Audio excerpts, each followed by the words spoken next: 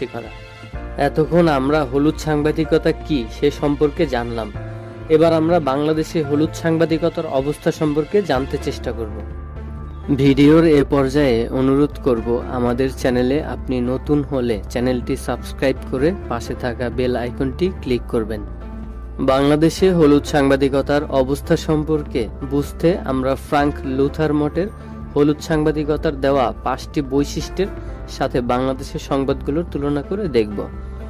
বাংলাদেশে হলুদ সাংবাদিকতার অবস্থা সম্পর্কে আপনারা পরিষ্কার ধারণা পেয়ে যাবেন এই তুলনা লক্ষ্য করলেই।